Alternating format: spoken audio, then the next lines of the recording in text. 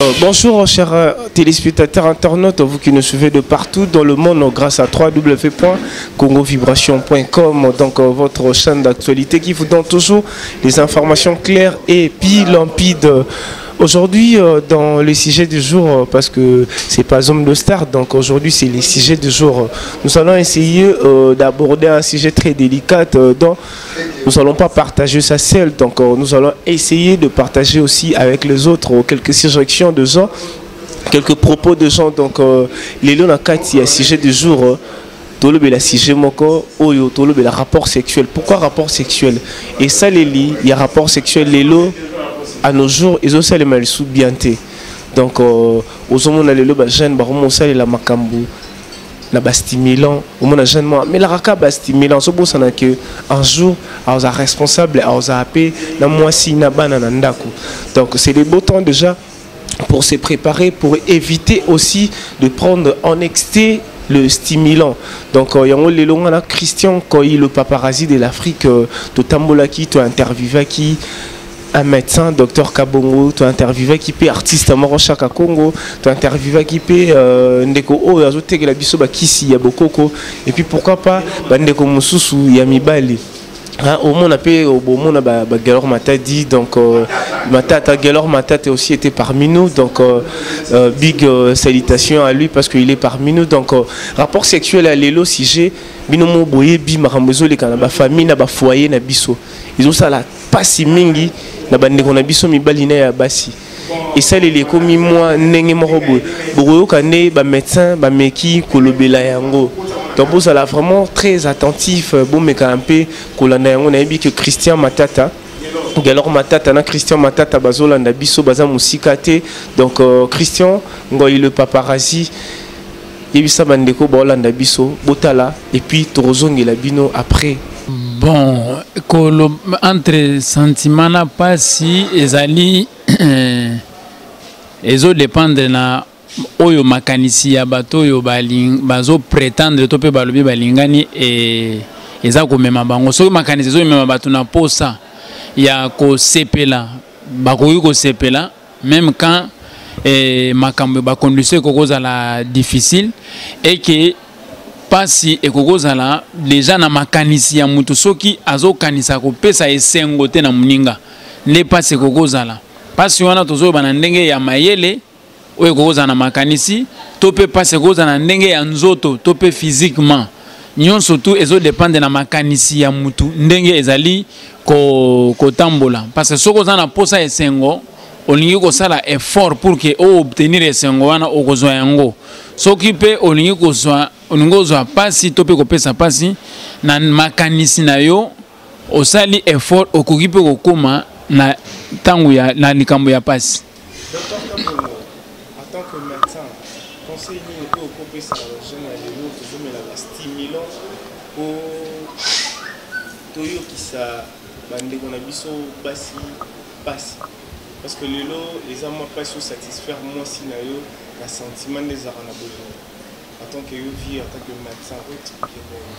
Bon na banzi na ba occasion mususu to solana ba journaliste to meka ko loba ko talisa d'abord utilisation abusive ya kisi ezala soki kisi ezali ya munganga tope oya bonkoko na banzi likambo so moto asala ka ezaka na conséquence na ngoto pe na mbano nango ekokoza na malamu pona yo moko to mekoza na mabe ko salela ba oyo tobengaka ba aphrodisiaque oyo koki ko mema moto na kozala na ba état moko na moment ya ba rapport na ye azala na nature te biso to yebi ke même na bakoko na biso ezalaki soki moto azali na pasi azana maladie azali na ba érection insuffisante tout ça bakoko bazako luka ba matiti po basunga mais na tango moto azana problème te asaila ka biloko wana te pe ba mingi basaila ka yango pe na tango déjà mambule pusani po tozo mona pe affaiblissement ya ba fonction naturelle ya mutu bon siko ba gène oyo bazui ba biloko wana ba miche na nzoto d'abord na makanisi ya mabe parce que posane ezali asala partenaire na ye mabe nazomona déjà likambo liboso na ndimite ke koza na moto yo abali mwasi bongo alinga satisfaire ye alobi akende kolakise makamwana pona kati ya kobala tozotala bolingo na bolingo posa ya malamu kaka nde ezalaka soko olingi o améliorer rapport na yo parce que ezosala makitoko te eloko ya liboso topesaka toli mutu fakuta na munganga ba détecter problème nini aza nango soka aza na problème oyo ezali kosenga vraiment ba soigner ba soigner po ba miso bazaka na ba problème eza nango kaka na makanisi soki ezali na ba rapport sporadique ba rapport oyo ya bilenge bazosepelisa kaka nzoto na bango na ndimi te ke mobali moko na mokili oyo ata azali na peni ya ndenge nini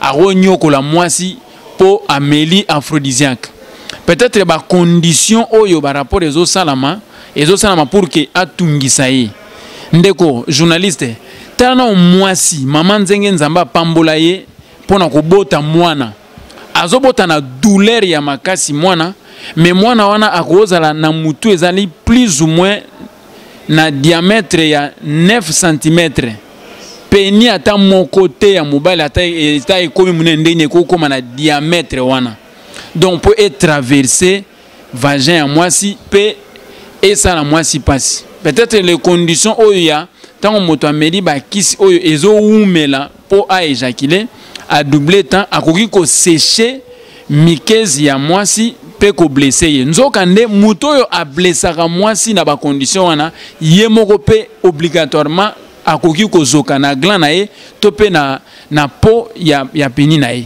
donc nazomona pourquoi est-ce que mibali bako kanisa ndengo wana te ezali ba fausse croyance oyo batungi bazana yango pona ko kanisa que on peut faire souffrir une femme na rapport sexuel surtout aussi par exemple ya ba femme libre auto baka bazwaka basi bazwaka mibali mingi na butu il peut en prendre plusieurs na ebite mobali nini obino boyebi akokozwa 3 femmes na butu ye moko asali ba course ebele na basi wana ebite mobali nini akosala makama bongo tope tokanisa ke neti ba femme libre bazaka kozwa mibali ebele na kati ya butu moko azozwa bango na tamuke na ba mibalo bazala ba calibre ya ndenge na ndenge mais na tongo bozomona ye il se retrouve comme une femme normale.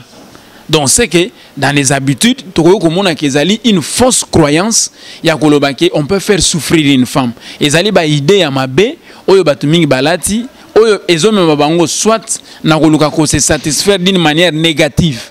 Donc une satisfaction négative mwasi bakoko nyokola ete na mobali par rapport à l'utilisation ya babiloko wana omeli yango oche ozui omeli yango bongo sikoyo peni et se mettre en tension pendant longtemps en érection pendant longtemps bongo to bengango souffrance pour na mwasi eza vraiment une conception ya mabe oyo mutu a milatisi ye moko na makanisi na ye ezali vraiment scientifiquement prouvé te que kokozala une vraie raison pour na faire souffrir mwasi. Docteur Kabongo, conseil par rapport à médecin ou à ça, qui suit bien Mikolo, stimulant les tiba, boma maman, boma moi si nayo, ni okola moi si nayo. En tant que médecin, besoin encourager ben déconner un médecin, basa la qui bon, d'abord, ce ne sont pas des médecins modernes, ils allaient tradis praticiens, hein? Ils allaient tradis praticiens. Bazo utiliser ba vertu ya ba plante na ba matiti yo ezali na nature ndenge ba koko na biso ba kosala ba yebi ke koki ko mettre moto na érection pendant longtemps ba utiliser yango pe ba stimulant mususu ezali e koki ko permettre moto asala bazo sala yango pe bazo produire yango lokola bato balingi lisano mingi ya nzoto ya rapport nde bazo ko sepela mingi ko mena biloko wana mais en principe, ce n'est qu'une usine moko traditionnelle ou ezali ko matanamboka. Peut-être ceux qui ba scientifique ba ko associer na bango pour ko sunga bango parce que même la médecine moderne to ebiki ba aphrodisiaque ezalaka. Na ko peut-être ko ebisa yo que tu sais qu'il existe même des parfums aphrodisiaques. Et ça ba parfum mususu soki oyoki solo nango ekoki ko tia yo na eko comme son érection. Ils ont un parfum existant. Ils ont utilisé ce qui coûte cher dans d'autres cieux. Si basa il a rien pour nous provoquer mibali, pour nous retomber la bango, pour nous retomber la sentiment na bango, pe couper sa bango pour ça. Ezali. Mais déjà na médecine moderne biso tozali kokoma bakisi wana na tango na consulter mutu aye na problème oyo aza maladie oyo ezosenga ba améliorer qualité de vie sexuelle na ye nde moto ya bongo to ko prescrire parce que biloko wana ezali bakisi wana ezali na ba effet na yango toloba par exemple l'érection tango peni eza na érection et sollicite ozali na système moko ezali ba système ezali sollicité na kati na nzoto toza na système nerveux na système cardiovasculaire et que okoremake na bakisi wana mingi soki moto aza na problème na motema tolingaka toujours koyeba po tango ozo régler bakisi wana na ba dose oyeba ko utiliser yango bien et ba misusu kutu tokoki te kokomela bango yango soki tozwi avis ya cardiologue te toko komela yango te donc tana siko na ba condition nini batu mingi bazozwa bakisi wana na ndenge na bango moko sans que munganga akoma ekoki komema ba effet ya mabe mingi nde yango tokolo lokola toli ete soki bato bakoki kolinga ko utiliser po aza na problème ezate pona effet moko psychologique pamba oyoki ka posa po baninga bazosela yo po lingo salela wana eza na barise po likambo yo yebite mabe nango oyo kokomela yo pona nini ozosala yango poso lingo sala yango ekoki komema pasi mingi kutu koleka epa na yo soki osaleli yango na ba condition ya malamu te. Ok, docteur Kabongo, en tant que médecin, yo moko o utilisaka babilo parce que yo aux mariés, aux madame. Façon na yo ya ko passer rapport na madame mais elle rende ni ou mais rappel ba stimulant ou linga o sala pas si tout linga ka o satisfaire na senti. Ezalaka l'air musu passe ko beta lisolo yo moko mais je suis un naturaliste, nazali médecin ya médecine moderne mais naza naturaliste. Donc nakati na biso ba oyo ba yebi ba kokoko comprendre. D'abord na lingaka ba rapport sexuel ezala naturel pour faire exalter bonzambe kaka oyo ezakati na biso parce que mutu aza kwa nzambe. Makamolo son nzamba sala o mutu ko découvrir yango ako découvrir on a nature eza na plus facilité. Exemple na plus de facilité à kosala. Plus que nazo ko sala makamda na nature ezo facilité nga na umela. Na kosala ba rapport kitoko tamulai timukolo oyo nzamba ko permettre que ba fonction nga et s'affaiblir et que ça la très tard et que ça la retarder par rapport à ba ba sala ba rapport azan naturellement à point mais azo sala la ba stimulant et koki ko rendre yep faible noki parmi ba conséquences oyo toteaka pona ko pekisa bato oyo bazo sala azan bien azan maladie bon azosela ngana ça par rapport aux naturel pour nous permettre maman à profiter na nature na bonzambe oyo ya sexualité vandikati na ngai donc et ça n'a bien koleka mingi pa na maman ngaku tunazoka ba merci pendant les rapports sexuels maman oki elengi apesi ngana merci parce que ayoki aketo na memie na ko découvrir nature ya bonzambe ya sexualité o evandika tactique bon fait to koki ko na koki peut-être omoni boye beza mingi na balabala sikoyo avec biloko na biso ya ba internet avec ba classe sikoyo même en Afrique sikoyo ba longoli ba biloko msusu betozana ba éducation à la vie oyo ezalaka te kala ba connaissance ezebele na ba mission modèle oyo ezalaka moi pasilaire msusu pour te répondre na ba question boye parce que ngana yebi mozindo nango eza makambo na sala déjà ba mission to souhaitaka bandeko bazana ba difficulté nanzela na bino ba journaliste ba poser ba question précise tozu ba question wana toye ko répondre mutu na réponse na problème o yazana yango ça c'est un deuxième moment rapport sexuel ezaka problème mo eza naturel l'air mususu totuna la question soki ya solo tondimi bible lobi na soki Adam na Eva bakelamaki sikoyo mama douce ngo Adam na Eva ba se accompagner yango ndenge nini pona ezalawa ndenge na yebaki ke salaire ya nzoto ya Adam na Eva tango bazo tutanisa ngo salaire na eloko nezo samba ezana essence ya découvert ezana na kati na moto l'air mususu esala ke moto amiye bananu elengi epa na ye bandaka na likamunini ba mususu ezaka lisolo pamba bazo beta lisolo bolingo ba nzoto bandi ba chair de poule bani na nzoto so yo ko yebisa moto wana simbaka bandaka ye azelaka lisolo ya oyo epesa ke diki na litoi pour asolola bien masola bolingo. Dans les rapports sexuels, batumi bataraka coït, batotanaka ko sangisa nzoto penina vagin sangani eza yango kaka te. Les contacts oya batumi bale oyo ba lingani nakati na lisolo.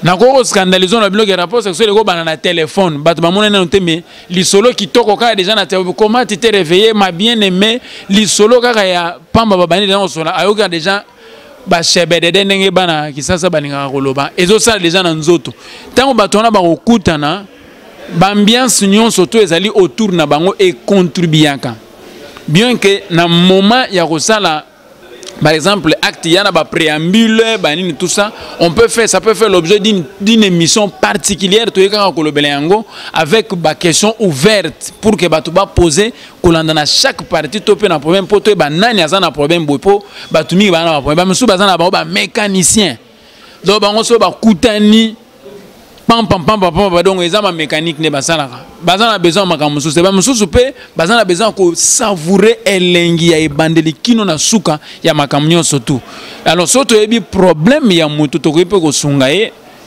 par rapport ya problème na ye pour esa na bien mais to senga toujours et que loko les ali makambo ya boye bien comme ebele il faut ko yeba ke rapport sexuel les ali sentiment moko partagé à deux partenaires et koko zala mutu moko karaté ezala mobile ezala mwasi nyoso mutu nyoso face à l'effort pour que à satisfaire muninga et koko mema peut-être bolingo et bakisamaka du jour le jour ole ya koluka ba prétexte ya mabe ya koluka ba partenaire mususu parce que ozo sentir que koto bakambezo tambola bien te ole dialoguer te na ningi bato ba na ba dialogue mutu na mutu a découvrir nanu eloko nini partenaire na lingaka eloko nya lingaka te na matière de rapport comme ça toko ko répondre par rapport à ba besoin parce qu'il y a à boire et à manger en matière de rapport sexuel. Normalement rapport exact que non pour oyo que sa partenaire non pas sinon c'est un sentiment de deux personnes il faut toujours boyo kana pour na likamboana exact pour na douleur non. Le conseil du niveau que ça n'a pas genre de l'eau, stimulant et commis moins trop. Il ne peut pas si beaucoup sommet la balle à mi balle, on a sommé les beaux maman, et ça rabino ndeni va bilo dans la balle mi balle mais là. D'abord, baki suana, eza sympa pour le jeune ou soit pour que non oh ça la partenaire non pas sinon. Baki suana ming eza pour le vieux. Bateau comme déjà na ba âge moko avancé ndé ba ko utiliser ba produit na po et puis ça bango le sous force non pas pour les jeunes garçons aux anneaux fraîchement non comme conseil je dirais que faut pas qu'on utiliser béblo qu'on a parce qu'à la longue détruire yo aux assos na force non mon naturalité au comme plus na babilo ko na ba encore c'est pas bien pour les garçons. De côté bino basi bolinga randeni parce que nous bolinga trop satisfait non satisfaction c'est pas dit que non faut toujours appliquer ba produit non na yo moko okokui ko satisfaire partenaire na yo c'est tout nanga no linga ngotenga mbal sosala ba bloc en tout cas to yo kanate parce que premièrement d'abord na ebio namona que non allez comme na koitwana que non o bandose lanso pe bandenyo ou mais là quand on comprend vite que non o teba biloko no soto meli biloko na esimbate wan directement on dégager pour wan les sur fox non naturalité comme fox non artificiel non lingangote. Il faut se passer normal, tout s'attendre pour les à la deux personnes. Il faut mémoriser à la bien, penser à la bien pour et se passer peu bien. Bon de papa. Président chaque Congo toujours un sujet vraiment très délicat te dit attends que papa attends que dans la mobile le cours répondre aux questions. Yambongo. Bongo c'est Janine. Non. Oh. Bongo kuza makambo ndenge nini? changer parce que là si Géro est là on là par rapport à social taka nzali nzala social on a oh menga mi rolea social mi rolea ah pour la yo chaque Congo le tout le monde a ba jeune ba papa ba ko mela bakisi ba stimulant ba nini le tout le monde a un peu le rapport sexuel pour la yo rapport sexuel les années parce que le ba jeune comment le rapport sexuel afin de satisfaire mais le comment pour nous que ça conjoint la yo passi on met le biloko makasi pour que ça me na passi pour la yo ko lo bani bon nga carrément bon tant que artiste tout ça bah il doit appeler éducateur on doit dénoncer tant que sous mobunga za mingi parce que l'information ça ezo les canins douce lelo oui bien fait moi bien ceux qui comment on appelle ça Saint-Valentin je crois voilà Saint-Valentin le bah dériva tout ça n'est moi Saint-Valentin donc Saint-Valentin allez mokolo hein papa na maman ils ont fait des bébés on y a mourir mais lelo suite dans la zone congolaise mingi état congolais l'état congolais a aussi l'effort mon côté il y a que protéger population naé lelo il y a des médicaments ils ont côté na frontière na biso sans contrôler lelo ba jeune lelo beko zwa lo des exemple ba stimulant wana oui stimulant comme ce docteur appelle ça rango hein sur malade mais sont malade dit pourquoi me la stimulant ils ont pas ba fait ça stimulant na ndenge bandinga ebili na ordonnance ba pesi ba ordonnance ba pemeli ba kisi et ça chaque jour mais les en tout cas tant que prédicateur en tout cas moi je suis contre ba ndenge ekumu sala man tout cas que même à la balabala, ça est inquiété. Même la télévision, TV clair, il y a des émissions, ils ont les gars moi ils m'acassent, aux autres tines d'abord mais la bakisi wana. Où en sommes-nous? Moi je condamne sur l'État naviso, improviser, improviser, c'est pas côté trop, il y a politique trop. Politique ça n'est pas un dialogue, non. Il y a bien politique, sociale. Parce que l'élo, ça va vous choquer. Maï oyo, de son à balabala. Et ça m'a au moins à la télévision, au baguette quand a des usines modèles à maï. Mais maï j'étais comme ça, à l'issue de tout le monde. Mais pourquoi l'État soit décision qui va détruire le Kwana? Parce que l'élo, peuple congolais a commis peuple moko à lingui plaisir trop. Il y a un autre monde à Moussala. Ça m'a souvent longate même au nègre biso mu da combat na mboko yo peuple congo distraction écoute mon belé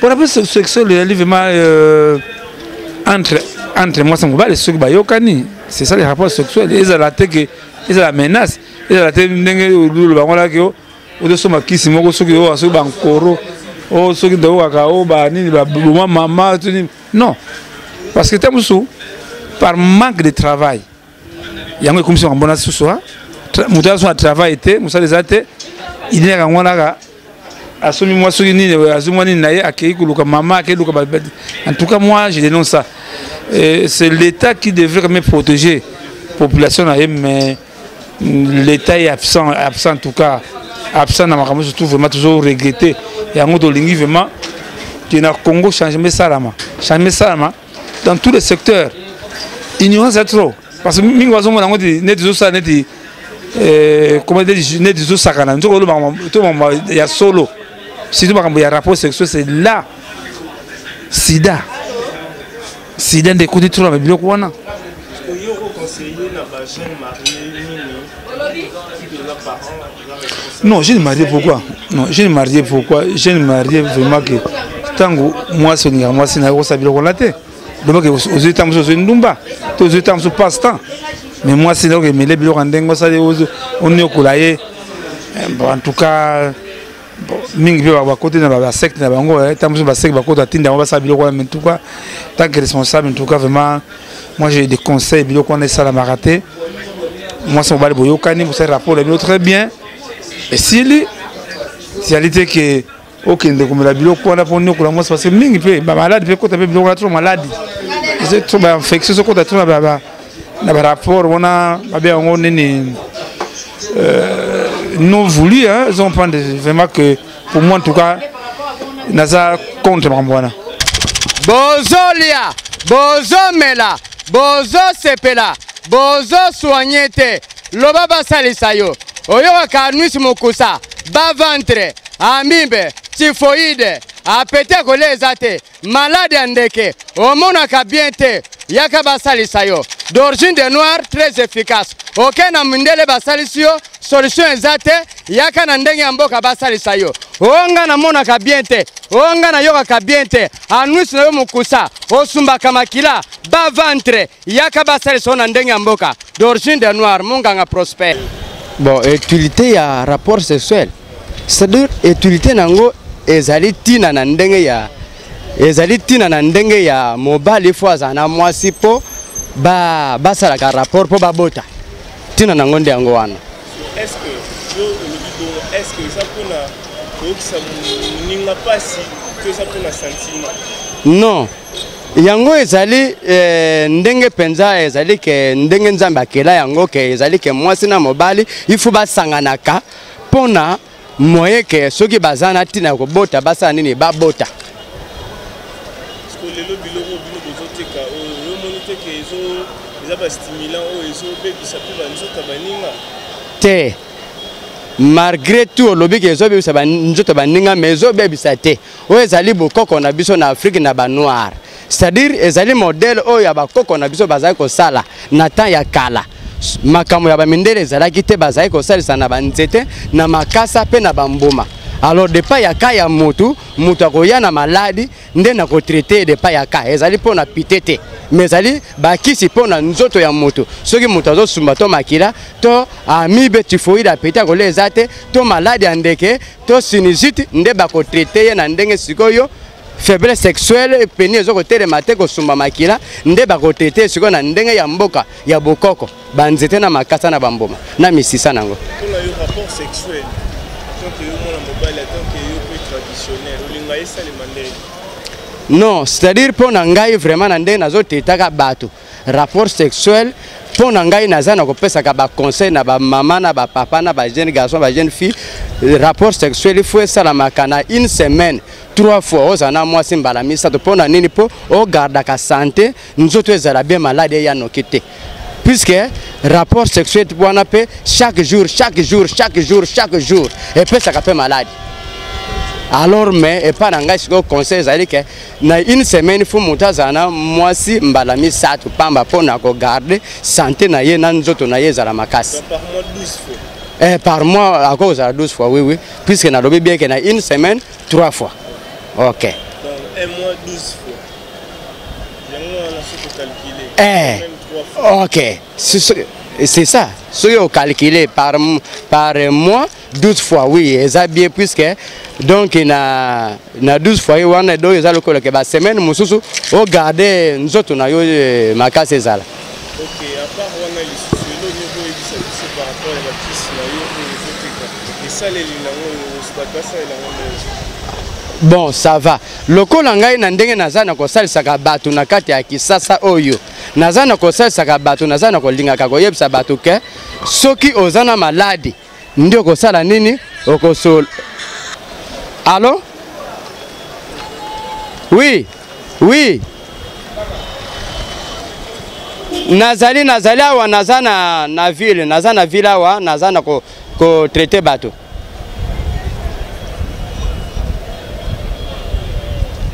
Oza wapi? Musala kote nini? Kote nini ozali na musala?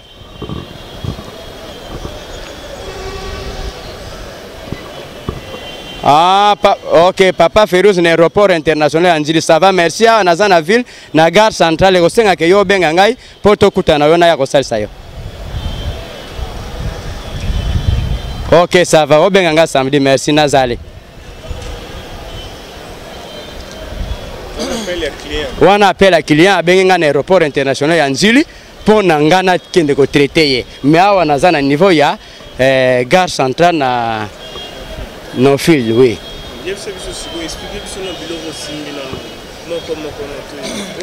Ok, ça va, merci. C'est-à-dire na kolobake. O ezali banzete. Banzete ezali différent. Nzete na nzete ezali natina nango mais ezali banzete différent. Siko banzete yango eza kisi. Yango nde sikoyo eza kosala ke moto ye alobi kana ye nga siko na retraité na banzete. Donc na traité kana nzete te mais na sala ka siko solution banzete mi bale misato na concernant cas lokola cas ya gastrique, tension, hernie, bas ventre ko soit faiblesse sexuelle ko bota pasi bazé mezo ko beba makolo ko vimba donc muta ko loba kana ye onga poison libume vimbi ngai nde siko na ko traiter ye. OK. Na faiblesse sexuelle na zoaka lokola o eza échantillon na mulangi eza échantillon na kozwa 4 nzete na sali solution comme lokola o na mulangi oyo na pesi muto azomelango. Oui, banzete zana kombo lokola o ya liboso ezali musunda nzete ya vix ya mibale ezali mopespesi ya misato ezali kilolo kwango ya mine ezali sik. Alors na kosala ngo solution ale na tena maye comme lokola oyo na pesi muto azoko melango na 7 jours chaque jour tongo pokwa donc verre na tongo verre na pokwa pendant 7 jours. Ok, ngana yebi yango a partir ya mboka ya famille papa na ngai azaye ko salisa yango pe ba noko na nga baza ko salisa yango. Alors ba lakisa ngai yango nde nazo ko salisa pe bato. Ya mosusu pe ezali par ba révélation na ngai nazo lala nazo ko mona pongi nazo ko kende na zamba ko zwa banzete na ko salisa bato yango nde nazo sala nini naza na ko sala yango. Ba o ba salela ba produit oyo tana ba mboka ba paya. Ba stimulant na oyo sala ki mona peni ya balankoro ba kita mata ba biloko ba chinois o ba sala ba chaîne ba zomela. En tout cas merci mingi, en tout cas nazo regretter mingi puisque tozali na no riche na Congo lokola la biso na Kinshasa bokoko na biso ezali makasi. Alors nazo comprendre te na ndenge bazo kende ko zobakisha bato mosu bazo na ngo et pourtant ya biso ezali ezo senga ke basela nano oyo ya biso à part ko kende ko zana oyo ya bato mosu. OK. Encore vraiment eza mabe. Puisque ngai na ndenge nazali a munganga Prosper banana bandi 2010 na kosasa bato na Kinshasa wa tina lelo to komi 2016 6 ans na pesa na muta encore te. C'est-à-dire encore ezana tina te puisque mobali ekoko zala te popeni na yetelema. Il faut acha encore.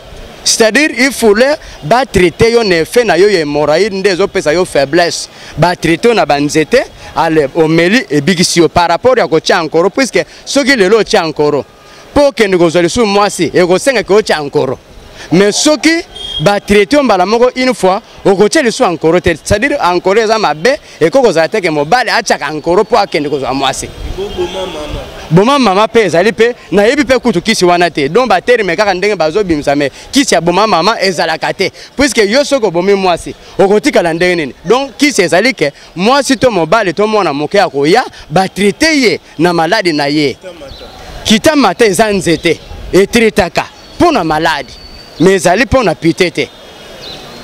OK, awa ezali bakisi pona maladi c'est-à-dire problème ya maladi na mutu ozo suma makila libumu ko vimba eza maladi. OK, mogomboro ezalaka pe nzete mais etritaka pona maladi ezalaka pe pona pitete.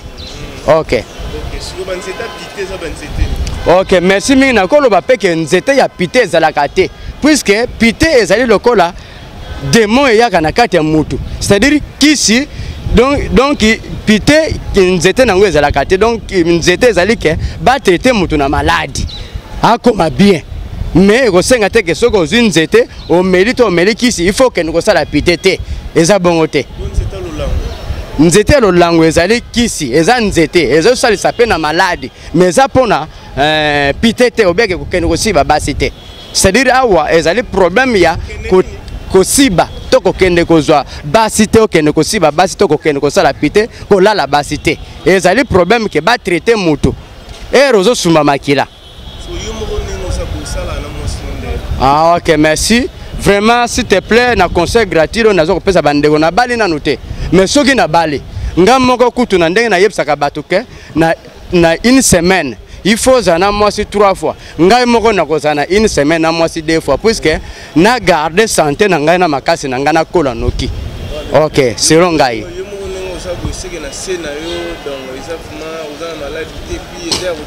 OK, c'est-à-dire na koloba boy vraiment tout va tala vérité sauve. Kozala makasi za monene te.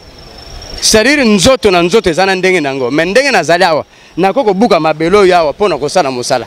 Donc nazana diamant fer na sala ka diamant musala makasi.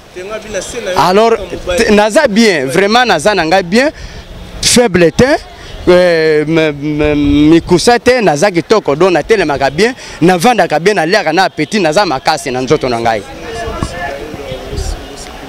En tout cas naza boy vraiment soki nazui moi c'est vraiment donc na ko sepelisa ye très bien na ndengo ya ko linga. Ko sepela donc ko de suite pour ngai monga prospère.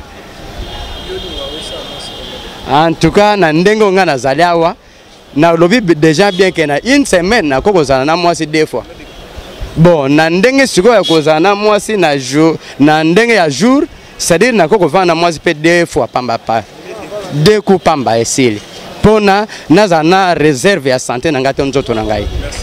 OK. Bonjour. Vibration. Bonjour.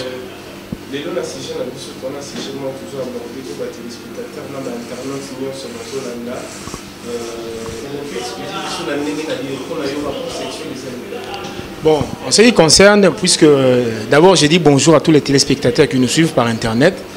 Donc en ce qui concerne le rapport sexuel, d'après mon optique religieuse, puisque en ma qualité de chrétien, je sais que c'est d'abord quelque chose que Dieu a institué dans les Écritures. Lors de la création, on verrait que Dieu ordonne à l'homme justement de se multiplier. Or, en se multipliant, je crois qu'il y a une seule voie, mais cela ne veut pas dire que c'est multiplié en dehors du mariage, parce que le rapport sexuel, quand vous le faites, ce n'est pas du tout mauvais. Ça devient mauvais quand vous le faites hors cadre que Dieu a ordonné. C'est-à-dire le cadre que Dieu a ordonné pour la relation sexuelle, c'est le mariage. Mais en ce qui concerne la définition du rapport sexuel, c'est une union entre 2 personnes des sexes opposés. Ça, c'est la vraie définition et c'est selon la vision de Dieu. C'est-à-dire une union de 2 personnes de sexe opposés. C'est-à-dire entre un homme et une femme. Bon, je crois que c'est ça justement la base même de la destruction. C'est l'homme qui est à la base de toutes choses. L'homme qui est à la base des destructions, c'est l'homme qui est au centre de gravité. L'homme est la base de il y a même un moment où on a sur le jugement. Et on a placé l'homme au centre de toutes choses. Dans le bac, Dieu avait placé la couche de l'ozone pour protéger la Terre des rayons solaires. Mais à cause des essais nucléaires, c'est la extermine la couche de l'ozone. C'est-à-dire, tu vois que l'on nous a mené à placer la couche d'ozone, diamant, c'est une loi, ce sont des lois. Mais toujours de façon à corriger Nzambe. L'homme cherche un certain plaisir. Au moment où les jeunes, stimulant, c'est pour avoir une force. Soit le rapport sexuel a duré longuement. Bon, et ça c'est psychologique. Psychologique, l'homme en lui-même, il se sent que non, il devient faible à un certain moment. À ce moment il veut aller au-delà d'eux, mais dans ma communauté, tout ça, ils ont des conséquences plus tard. Plus tard. Mais moi, je sais que quand les jeunes d'aujourd'hui, ça donne un stimulant pour avoir de la force, se détruire. C'est détruire puisque il y a des conséquences fâcheuses et qu'on s'en suivre un jour. Donc moi je pense que Dieu a placé na katia mutu ba capacité nyonso ba force nyonso parce que tant mutu bandaka na ngote abandaka ba stimulant autant mais tout ça c'est pour chercher à créer une sensation que ou melane loko moko boye alinga mela stimulant ou bien pour faire mal à autrui. Or, les relations sexuelles, c'est quelque chose, c'est une pratique où que 2 personnes se retrouvent dans une même jouissance. Et ça, tu fais quelque chose pour détruire autrui. Au moins, il plaisir que ça, c'est ça même qui a précipité la destruction de la ville de Sodome et Gomorrhe. Tu verras que dans l'ordre normal, au moins, que même Niama, a principe qu'un chien mâle peut trouver une chienne pour s'accoupler. Ou bien encore, un coq va chercher une poule. C'est-à-dire que comme on a période où on a vu, même Niama a les gars moutuna maïele. Au moins, même na arche ya Noé. Banyama bazolo ngana zamba bazo ke nokota na arche mais mutu azo ndimaka ateke mbule kobeta. C'est-à-dire banyama batika na ordre on nzamba sana makambe. Mais l'homme à la recherche d'un certain plaisir au mona le loba créer un mariage homosexuel. C'est-à-dire les hommes peuvent se marier entre eux. Et le quoi n'est pas raté. C'est-à-dire ils ont biloko moka ba sentiment moko batozo créer, c'est juste pour faire, c'est comme si on va corriger nzamba mais ba conséquence nango ezali. Moi je suis contre toutes ces histoires. Donc, conseil à la jeune fille, tout comme jeune garçon, na vie quand tu fais quelque chose, tu dois avoir une certaine connaissance de la chose que vous êtes en train de faire. Parce que les camounions, au Mutasalaka, ceux qui ont des conséquences dans les alaka. Ceux qui ont malamu, des conséquences dans les malamu. Mais ceux qui ont des conséquences sur les mabe. Donc moi je souhaiterais ils doivent aussi comprendre les signes du temps. Ils doivent aussi lire les signes du temps en tant que chrétiens parce que la Bible les prédit. Ils ont le bango bien clairement que durant les derniers jours il y aura des choses un peu bizarres qui vont se passer, surtout chez les jeunes. Sur tel même mouvement ce sont des jeunes. C'est rare au Kuluna à 35 ans bazati. Les Arabes jeunes à 18 ans, 20 ans, 22 ans. Donc les gens doivent prendre conscience. Il y a makambo bazosa lelo parce que les conséquences nango les a plus tard. Même la Bible dit jeune, réjouis-toi de ta jeunesse, mais sache qu'un jour il y a un jugement qui t'attend. Facilement préparé, suffisamment préparé. Na moi kobanga, na kolenga, ozo paniquer, moi sango, omuni kaka mbala liboso, ozo paniquer. Na ko paniquer wana, nzoto est lâché. Omona osali muke boye olali to osali muke boye o éjaculé okanisi ke ekozala bongo non wana eza ba panique ndezo sala yo okomona ke tango ko bala ofandisi makambu tu vas commencer à aller doucement puisque wana oza pressé te oyebi kaza mosi na yo mosi ayebi ko oza mbali na ye donc vous allez le faire calmement et puis ça c'est un conseil général. Avant y a acte sexuel, prenez le temps de préparation. Prenez le temps de préparation. Vous pouvez commencer à vous préparer pendant la journée. Vous vous préparez dans moi maloba. Vous vous préparez dans moi touchement. Vous vous préparez dans moi blague. Pour que tango bokokoma et d'ailleurs, les biologistes souhaitera que le rapport sexuel est à la moulaïté. Souhaitera vraiment que tant il y a caresse, il y a préparation, et les kamoulaï, ceux qui partenaires commis prêt à kolemba, ne basali pénétration, ne basali acte. Au monde est humilité entre 4 et 7 minutes. 4 et 7 minutes, bango nyonso se satisfaire.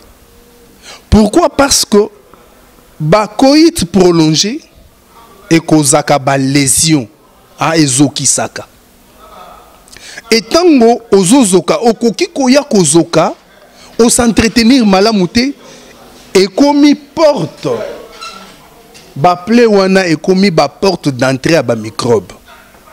C'est pourquoi biologistes et certains médecins qui sont plus dans la sexologie, certains sociologues et des travailleurs sociaux, te conseillent à Kabaninga, lorsque vous voulez avoir un rapport sexuel réussi, vous banda ba préparation avant et puis par après, caresse pendant que bolingi bosala et les kamwa mingi. Comme ça, le temps, il y a acte et zala moukoussé. Voilà.